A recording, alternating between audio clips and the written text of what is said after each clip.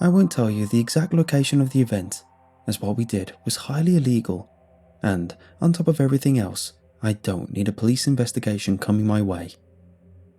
I would like to stress that our intentions were innocent. We really were only there for scientific research, all of which had been signed off, and we certainly meant no disrespect. Desecration was never on our agenda. But things don't always go to plan. Since the sunken wreck was a designated war grave, it is completely closed to tourism and other such morbid thrill seekers. Permission is required to study the wreck, and, even then, only from the outside. No living person is allowed inside that ship. I had been part of the project for some time, the purpose being to investigate the wreck and its overall condition, to see how it had been taken over by the sea, and, if possible, to determine the integrity of the ship itself. After all, there was still fuel in there, and if there were going to be any leaks, we needed to know.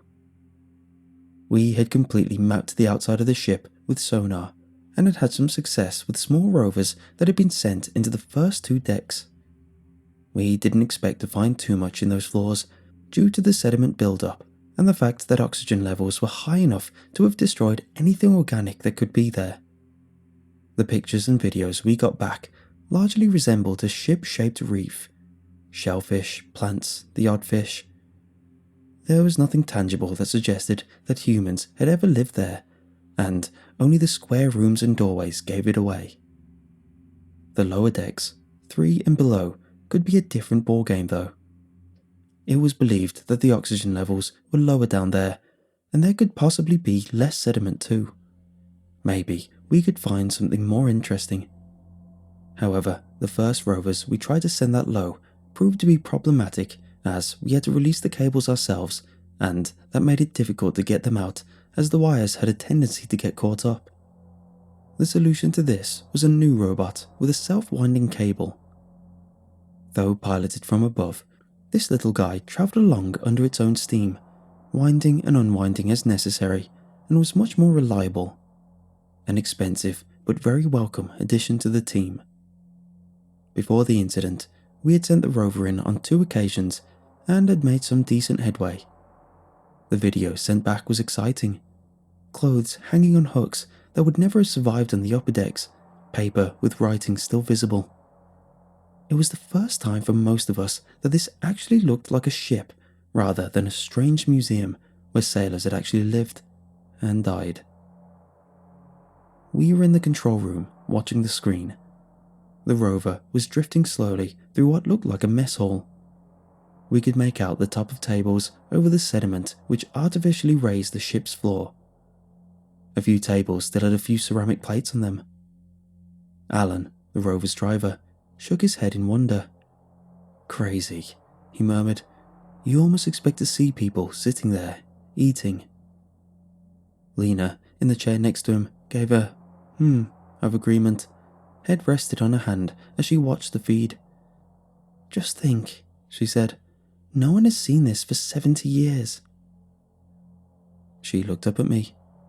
"Do you think we're likely to see any remains, Jamie?" Generally, that was a subject we tried to avoid, but in these lower decks, it was a more pertinent question than on previous missions. "I doubt it," I said. "The sediment has probably buried anything that's left. And if we did find anything, we'd drift right on past. There was no document on the ship. We were there to document the ship, not bodies." On the screen, a doorway got closer. Lena looked down on the map on the desk in front of her. "This corridor leads down one of the fuel tanks. There's also an officer's room to the side." "Okay," I said. "Alan, if you can get in there, take a quick look in the officer's room first. Get a sample of the sediment for Catherine. Then we'll go check the tank." Catherine was a biologist who was interested in what kind of life forms we might find in such a low oxygen environment. She appeared at that moment with a tray of tea for us all and grinned at me. "You bring me stuff, I bring you stuff." She placed the tray down and looked at the screen. "Nice." The rover moved gently through the doorway of the officer's room its flashlight moving slowly over the contents inside, the tops of cupboards, a bed, a sink. "Oh my goodness," gasped Catherine. "Did you see that? The light reflected there. Is that a mirror?" Alan moved closer to the sink and up. Catherine was right. There was a mirror hanging over the sink, and it was miraculously still clean enough, at least in some places, to see a reflection of our little robot. "Take a look at yourself, buddy," grinned Alan. We all smiled at the image. And then, we all flinched. "What was that?" said Lena. I wasn't sure, but it looked like either the flashlight had briefly turned off, or something had passed in front of it. I hesitated for a moment, but nothing else appeared on the screen. "All right, Alan," I said. "Let's get that sample and head to the tank." Alan nodded, and we watched the screen as a little metal arm appeared holding a glass vial. It scooped up some of the sediment in the sink and then retracted. The rover turned slowly and began its journey back to the door. And then, with a jerk, it stopped moving. Alan moved the controls back and forth a few times, but nothing happened. He said. We checked the readings, and as far as we could tell, the rover was working fine.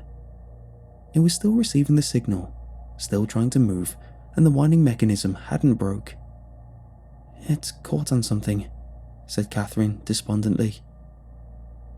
After that, there was a lot of discussion. The law was clear. We couldn't go in after it. But "My position is this," said Lena. "Ethically, we're not doing anything wrong. We need that rover to investigate the ship and determine whether it's a danger to the surrounding environment, and if we lose this one, who knows when we'll get another. We're not here to kick up sediment and steal bones. We're not taking selfies and laughing at the dead. If we go in and get the bot, we'll be doing something illegal, but I don't believe we'll be doing anything wrong." I glanced at Alan. The look on his face made it very clear that, nervous about the consequences as he might be, he agreed with Lena. Also, he loved that little rover. Catherine cleared her throat. "I would rather like my samples." She looked at me. "But you're in charge here, Jamie, and if you decide that we just leave it, I won't make a fuss." I sighed, rubbed my face. This was a bad idea. Such a bad idea. If we got found out... But I wanted the rover back too. "All right," I said. "I'll go. You'll all stay up here. The fewer of us that do this, the better. I'll go straight in, unhook the bot from whatever's got it, and then get the hell out of there." We moved quickly. An unexpected visit wasn't particularly likely, but we were all on edge from the moment the decision was made and wouldn't be calm until the rover was free and I'd returned to the surface. I suited up and dived into the water, swimming quickly down to the wreck. I followed the rover's cable down to the entry gap, and then hesitated. No one had been inside this ship, alive anyway, for 70 years, and now I was about to break that trend. I swam in. There was a frisson of excitement in my chest as I moved through the rooms of the upper deck, my flashlight illuminating the rooms as I passed through. Exhilaration from my own curiosity as a scientist, but also undoubtedly from doing something forbidden. Looking at things with my own eyes that I wasn't supposed to be seeing. The temptation was with me constantly to leave the rover for just a little while and go explore on my own, but I reined it in. This was a dangerous place to be, both because of the consequences of what would happen if I was discovered down here, but also because it was an unknown environment, especially in the lower decks. I followed the rover's cable further down, squeezing through a gap that the robot had no problem with, and down onto the third deck. My heart pounded with excitement, and I couldn't deny that I would likely remember this as a highlight of my life, even if I could never tell anyone about it. Alan's voice came through over my radio. "Okay, Jamie, just a bit further to the mess hall, and then straight ahead." I gave a nod, even though he couldn't see me do so. Good, good, he said. Nearly there then. Be over soon. I suspected his reassurances were for as much himself as me. I swam onwards through the hall, the gentle movement of my flippers causing the dust of the sediment to swirl lazily up behind me, and I kept my hand loosely wrapped around the cable in case my vision became obscured. I paused as I approached the officer's room. The fuel tank was just down the way. I could get there and back faster than the Rover could. Would it be so bad if I just went and took a look? Stop it, I told myself. Free the Rover, get out, damage limitation. I moved carefully into the room. The Rover was just a few foot away from the sink, its light shining up at the ceiling. Whatever had caught it had caused it to tip backward somewhat. I moved over to it and peered down. There appeared to be something wrapped around a metal arm on the bot, and as I reached down to remove it, I wondered what it could be and how it had become entangled so quickly. My visibility wasn't great, as I'd caused the sediment in here, undisturbed for so long, to swirl up around my face. I moved in a little closer, my hand trying to pry whatever the thing was from the Rover. It was pale and it felt stiff, almost like roots under my fingers. Gripping hard onto the metal as I pulled on it, I started to wonder if I would be able to remove it without a knife. And then, whatever it was, suddenly sprang open, and there was a perfect moment of clarity as my flashlight fell fully on the thing, the sediment in the air clearing just for a moment, allowing me for the first time to make out what had caught our Rover. I don't remember most of my flight out of the ship. I swam faster than I ever had before, and the journey was just a flash of rooms and swirling sediment as I fled through the wreck. I kicked up to the first deck and out of the entry gap, my heart pounding as I pulled upwards, my lungs screaming with exertion until I broke the surface. I pulled the mask from my face, staring up at the sky. A moment to catch my breath, and then I made for the control rooms. Lena and Catherine were waiting for me on the deck. "What on earth happened?" asked Catherine, looking concerned. "You tore out of there like crazy." "Nothing," I gasped. "Nothing happened. I just panicked a little." Lena gave me a friendly pat on the back. "Well, good job anyway. You freed the Rover and Alan is bringing it back now." I nodded, trying to slow my breathing.